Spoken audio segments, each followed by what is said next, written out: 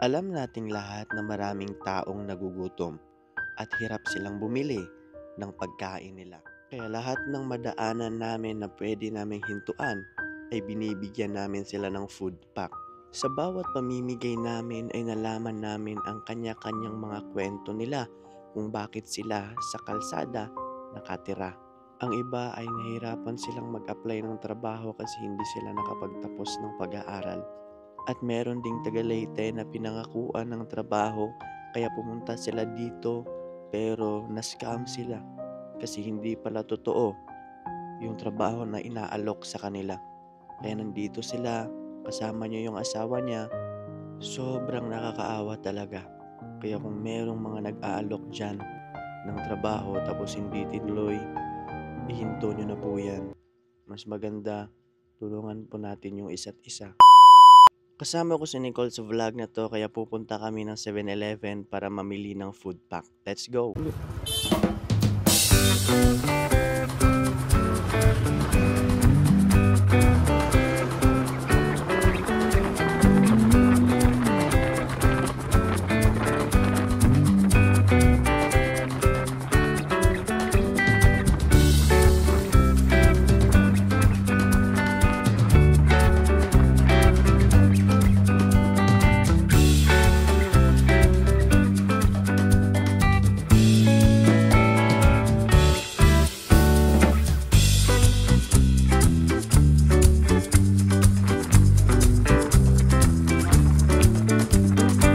Gila, lumangon ko. Kani?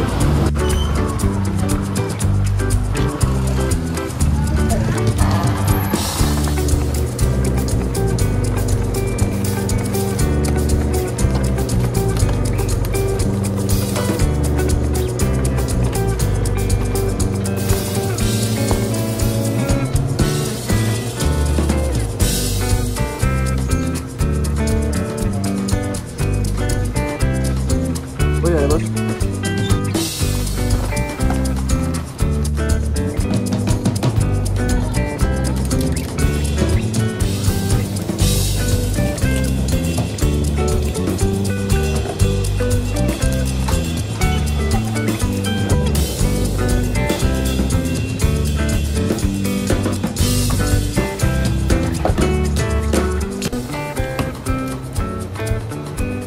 Hintayin muna natin maluto kasi pinainit pa siya dito.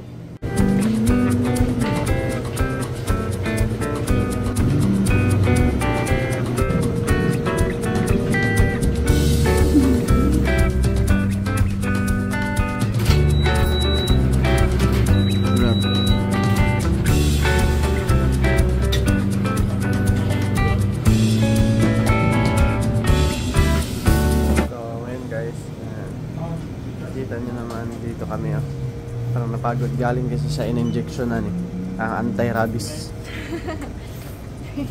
Galing kasi sa in-injectionan ng anti-rabies guys. Kaya ang nangyari, ano nangyari? Anong injectionan sa'yo para hindi ka magkasakit, no? Injectionan daw siya guys.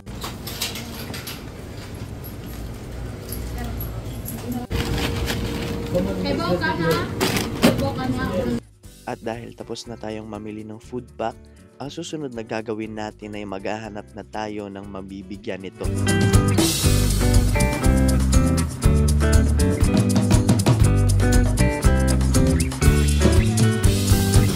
ngayon guys, wala na kami maghanap na mabibigyan namin ng food pack. So bumiyahe na kami.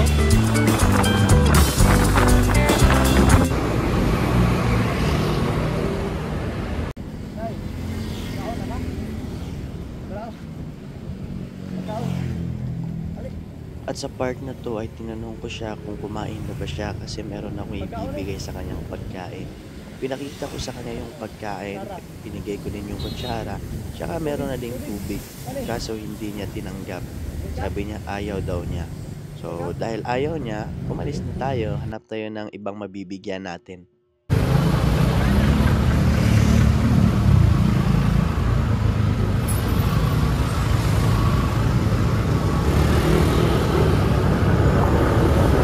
Naka-center siya? Center? Ha?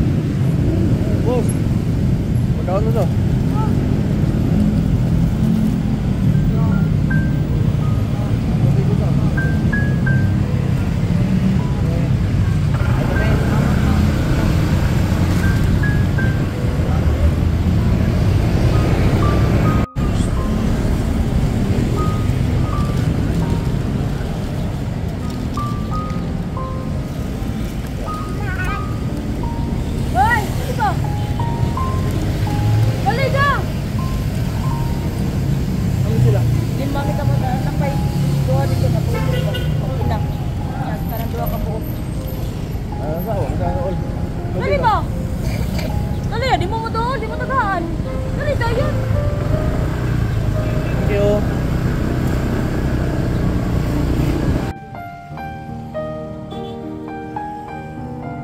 Ito si tatay, meron na siyang asawa, kasama daw niya yung asawa niya.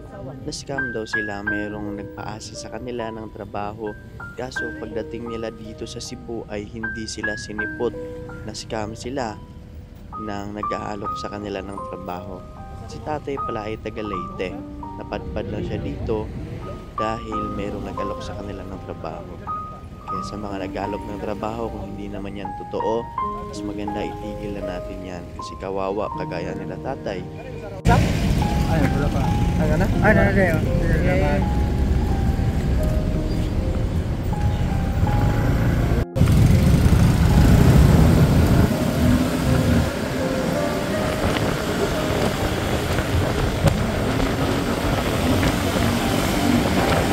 Pagkaon ba kayo?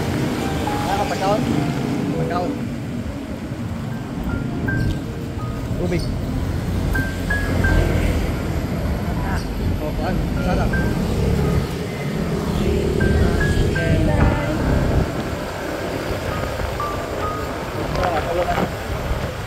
Ikat na ulit.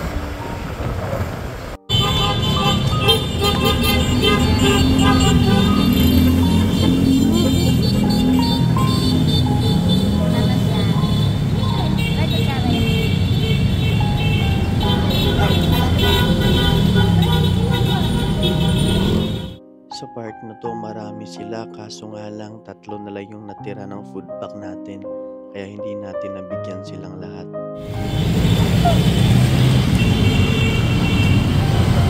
Wala na. Urot na. Tubig na lang. Tubig na lang. Thank you. Bye-bye.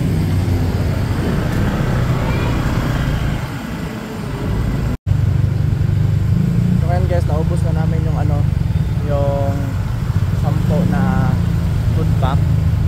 And right now, pupunta kami sa magpapalamig kasi papalamig kami ng ulo. Sobrang init talaga. Pero yung tawag ng gano'n ng araw. Tirik ang araw. Tirik na tirik yung araw guys. Kaya laban lang. Laban pa rin tayo, parang si Nicole na na yung kamay niya eh. Na na yung kamay mo? Masakit yung kamay niya sa kakahawak ng ubos na yung natin guys oh. Yung food pack oh. Karton na lang yung natira. Kawawa yung ibang bata kanina. Tubig na yung natira. Ha? Kawawa kasi tubig na lang yung natira.